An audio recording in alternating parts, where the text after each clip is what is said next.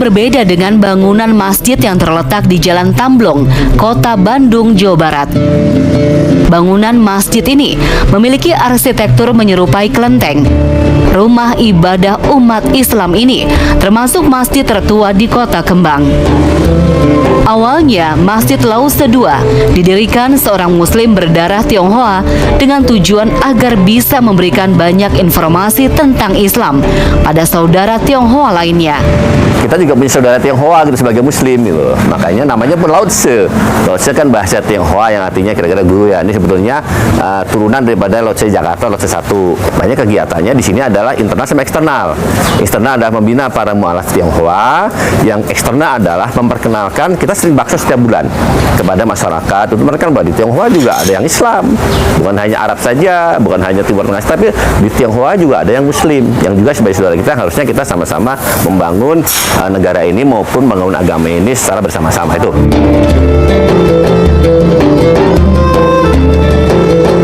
Berawal dari ukuran masjid yang kecil, tak membuat para jamaah enggan mendatangi Masjid Lause II ini.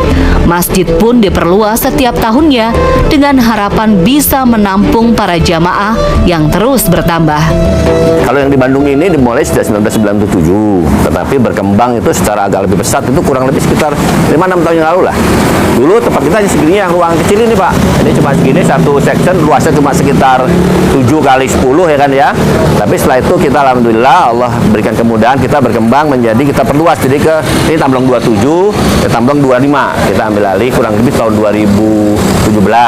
Lalu Tamblong 29 kita perluas juga, itu kurang lebih tahun 2020 lah, 2020. Jadi kita sudah lumayan, ada 3 tempat yang dulunya cuma 70 kapasitasnya 70, sekarang udah 200 lebih.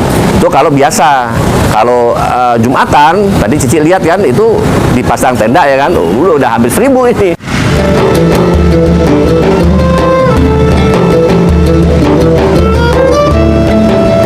Bangunan Masjid Lause II dengan arsitektur bergaya Tionghoa seringkali membuat orang mengira bangunan ini bukanlah masjid. Dekorasinya yang unik bahkan menarik orang untuk datang dan beribadah di sini.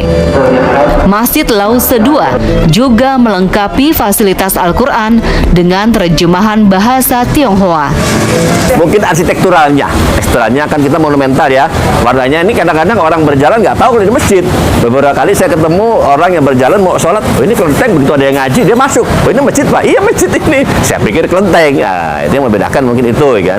Tapi secara aktivitas sama kita. Ya kan, sadarnya sama, ada yang beda ya kan, sadar sama, kegiatan Qur'annya juga sama. Cici juga mulai ada Qur'an yang bahasa Tionghoa ada di sini. Terjemahan maksudnya bukan Qur'an dalam pengertian bahasa Arabnya ya, tapi ada terjemahan yang kita bahasa Tionghoa.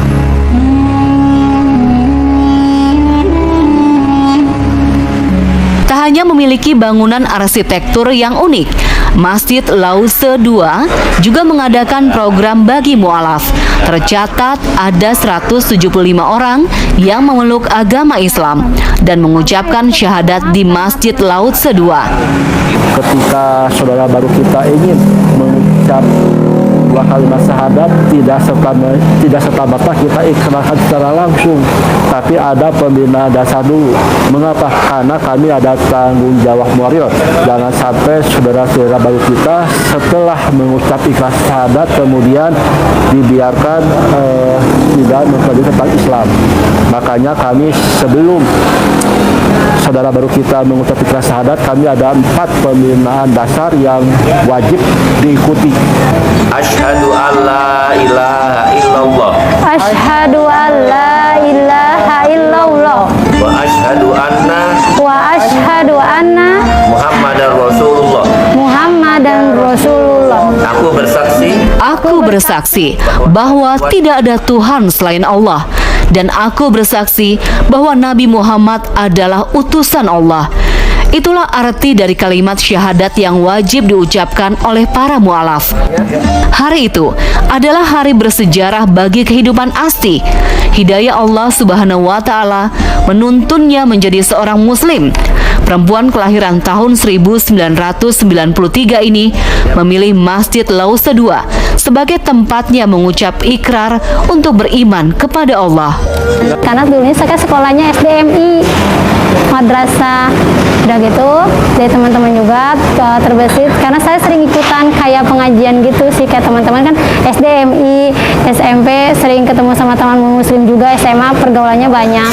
Ceritanya nyari karena pengen belajar tentang Islam kan, ya udah saya nyari di Google, keluarlah Masjid Lausa 2 Bandung di Jalan Tamblong.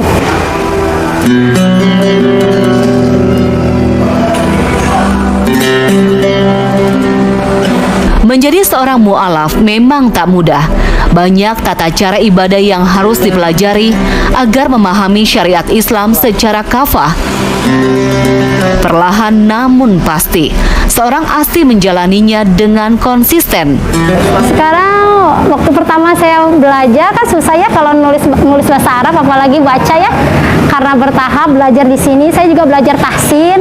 Alhamdulillah sekarang udah bisa belajar bahasa Arabnya, ngajinya, udah bisa mengajarkan ke anak-anak juga.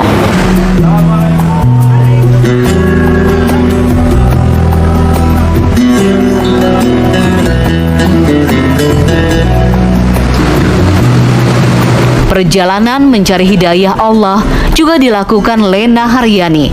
Perempuan keturunan Tionghoa yang telah menjadi mu'alaf ini sempat menghadapi tantangan yang tak mudah. Ujian untuk menjadi mu'alaf kerap datang dari kerabat, bahkan saudara dekat. Ya mental kita aja ya, tantangannya ya diusir sama orang tua dulu berapa tahun gitu, lama gitu. Nggak boleh aja gitu, nggak diakui anak aja berapa tahun gitu, lama. Prosesnya juga suka dukanya itu ya banyak gitu.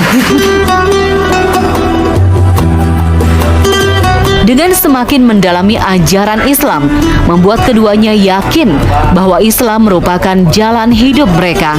Luar biasa gitu, gimana pun juga rasanya teduh gitu hati juga ya, jadi nggak kayak dulu lah gitu ya.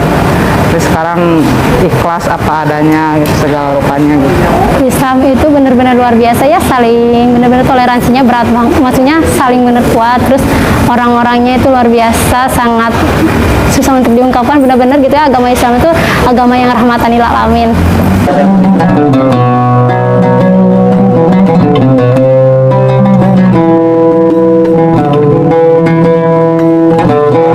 Setelah mengucapkan 2 kalimat syahadat, diharapkan para mu'alaf bisa menjadi muslim yang taat dan bisa membuka peluang baru untuk syiar agama Islam.